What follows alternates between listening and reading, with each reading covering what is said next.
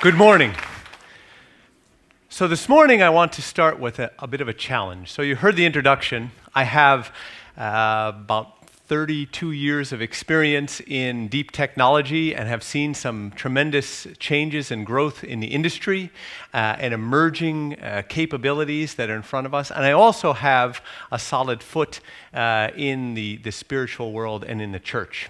So I have been a ordained Greek Catholic deacon for the last 13 years, and I practice the two in a synergistic way. So I want to challenge you with some things to think about as you start your day this morning. First of all, why are you here? And not just here in this room, but why are you here? Why are we here? What impression do you want to leave? What do you want to leave behind? I heard it once said that it really doesn't matter what you drive, where you live, what you've done, but it's how you make people feel and what you have left behind in your work. So a couple questions, and I have some notes here. What is it, as I said, that you want to leave behind? What are your goals? What are your aspirations? What do you intend to do? As students, as teachers, as professionals? We all need to support ourselves, to support our families, but what do we really want to leave behind? It's an interesting thing to think about. Well, given that this is a Catholic university, I want to give you some statistics about the church itself and what it has left behind. Do you realize that the Catholic Church throughout the world runs approximately 230 universities? They run 140,000 schools that have been created and run by the church. Over 10,000 orphanages, 5,000 hospitals, and 16,000 healthcare clinics. Pretty tremendous about what they've done. And why is because those people who created those institutions care for those others. They want to make a true change. They really want to change the world in some way. And they have in many ways. If we see what's happening in this institution and in this very building, what has been emerging is really and truly amazing. I've just been affiliated with the university for about a year and a half and have seen tremendous growth, tremendous change and growth and inspiration in the young people, in the students, in the professors, in what they want to do. They're giving all that they have to really make a change and make a difference. So what do you want to do? What change do you want to make? I want to quote someone who you may have heard of, maybe not, a gentleman who has long passed, and his name is Andrew Carnegie. By a show of hands, has anybody heard of Andrew Carnegie? Some have, some haven't. Andrew Carnegie was an immigrant to the United States around the turn of the century. He came from Scotland, and he had nothing more than the bag that was in his hand holding some clothes when he came to the US. He became a multimillionaire. And at the time, what he made was approximately equivalent to, I think they said about $60 billion US dollars today. So a very wealthy man. And he died almost penniless. And not because he squandered all his money and couldn't manage it well in his later years, but what he wanted to do is truly make a difference. I want to share a quote with you from Mr. Carnegie. One of the things that he said says, "There is no use whatsoever trying to help someone who does not want to help themselves." If you think about that, what Andrew Carnegie wanted to donate, he wanted to make a difference. But he didn't just want to feed people. He didn't just want to give his money away. What he wanted to do is use his wealth to make a difference. And what he did is he created a number of organizations that would help people improve themselves. He donated to universities. He created libraries. He created theaters for the arts. He created all different ways across many different disciplines for people to improve themselves. He wanted his money to live on, to be used again so that generation after generation after generation could make a difference and make some sort of improvement in the world? Well, all of us are tasked to make some sort of improvement in the world. Another statistic, if you have a roof over your head and you sleep in a bed and you've had at least one meal a day, you are better off than 87% of the people on the face of the earth. That's pretty amazing. If we think about how many people need help, how many people really have such difficult lives, and what we can do. So a lot has been done, and a lot more can be done. And with the growth of a university like this, and in all the inspiration that you have, what difference do you want to make? What changes in the world do you want to make? And right here, by another show of hands, who thinks that by what you're doing, you can change the world? That's it? You're all modest. There's two hands. Okay, he's going to really make a difference. All of you can change the world. All of you can truly make a difference if you think about what can be done through technology, through new innovation, through many different aspects of building on all the generations that have gone before us to really make a difference, to really make a change. I had an opportunity last night to meet some new friends and have dinner with a colleague of mine here. And we had conversations, and these were two people who came from, one from a technology background and one from actually a theology background that went into technology. And they are making money. They have a company that they have started. It's doing well. They're gaining more contracts. But they really wanted to understand, well, what could be done to really help people? What could be done to really change things? How could they use their own assets, funds, money? How could they encourage others to use it? How could they help with creating technology solutions that may enable the creation of medical schools, of hospitals, of other facilities that can truly help people? Well, if we think about things that happen around the world, many things that we look at that are just absolutely amazing were created because someone had a vision. Going to the ancient times, if we look at some of the great monuments in Greece, in Egypt, in Rome, throughout the world, they were created because someone had a vision. Someone wanted to make some great change. If you talked about 100 years ago with Alexander Graham Bell and the creation of the telephone, that we would soon have these devices, these little devices that would be wireless, and we'd carry them everywhere, and most people would spend 90% of their time staring at them. What could we do as far as communicating with anyone, anywhere in the world, practically? They would say, it's impossible. Because they dreamed big. They wanted to make something change. I had a mentor of mine, and I encourage all of you to have mentors, to have someone who may inspire you, someone who you may see as making a difference, and learn from them. Learn and how to make changes. I had a mentor as I was growing up who told me, you always need to shoot for perfection and shoot for the top. Because if you don't shoot for perfection and you don't shoot for the top, you'll never even get to mediocre. If you shoot for mediocre, maybe you'll get there, and you'll probably end up less. So you may never get to perfection, but you have to think big and understand what you want to do. What changes do you want to make?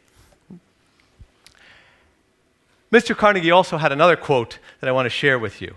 He said, "You are what you think. So just think big, believe big, act big, work big, give big, forgive big, laugh big, love big, and live big."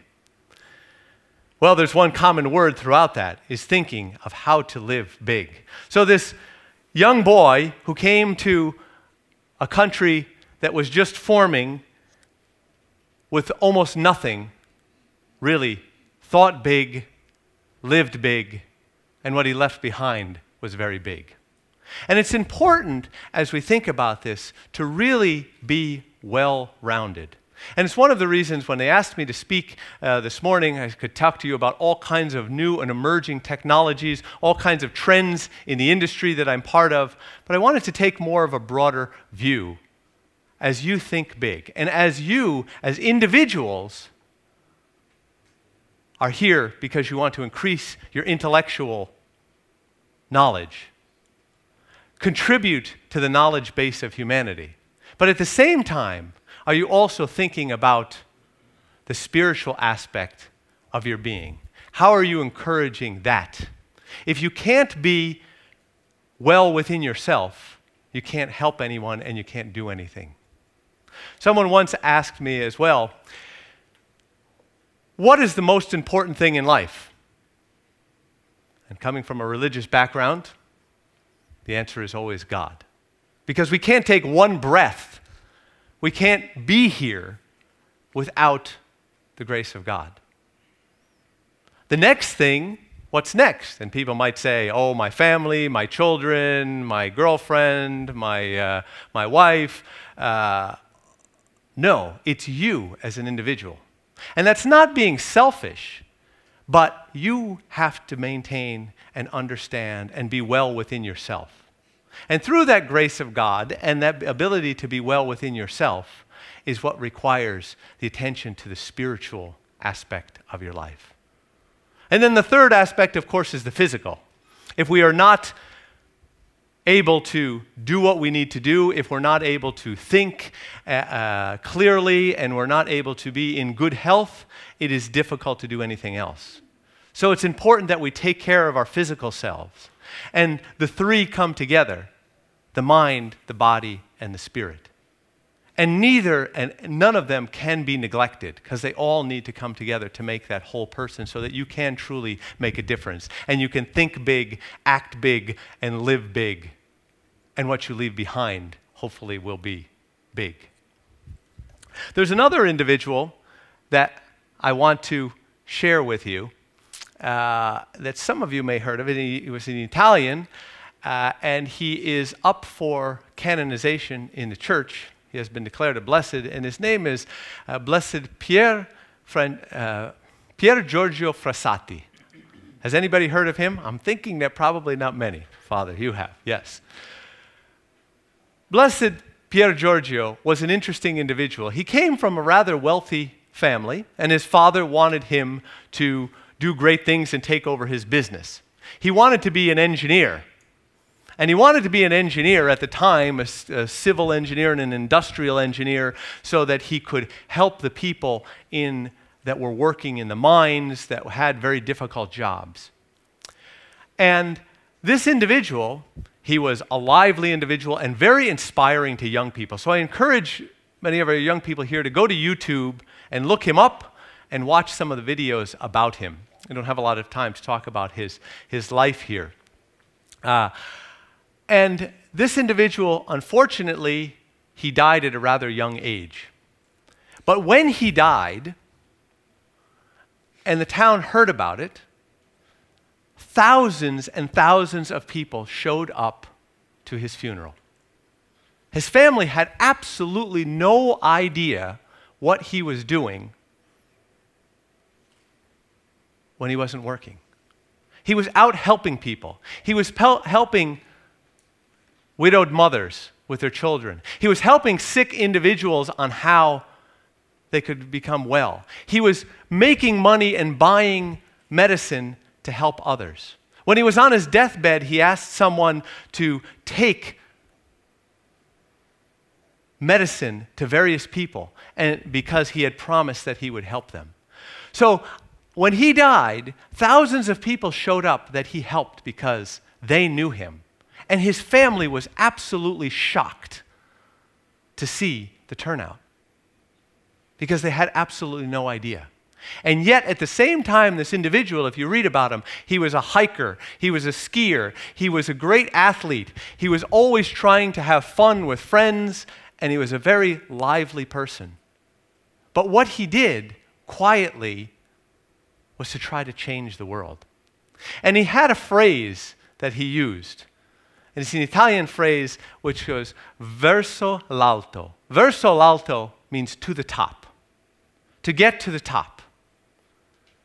And that vision of trying to strive to get to the top. And in a verse that he used, he said, to live without faith, without a heritage to defend, without battling constantly for truth, is not to live at all, but to just get along. And we must never just get along. And he said, the higher you go, the better you shall hear the voice of Christ. So the higher you go, the higher you strive for, the more you can hear the voice of Christ. But we can't just get along in our lives. What we need to do is we need to strive for the top, that verso l'alto, to get to the very top. And that doesn't mean to get to the top on the backs and pushing others aside, but that is together as a team how we work to improve humanity, to improve our surroundings. And each and every one of you can, in fact, and will, in fact, change the world. But what will you leave behind? What will you do, and what will your own legacies be? Your legacies while you're still here, and your legacy while you're gone.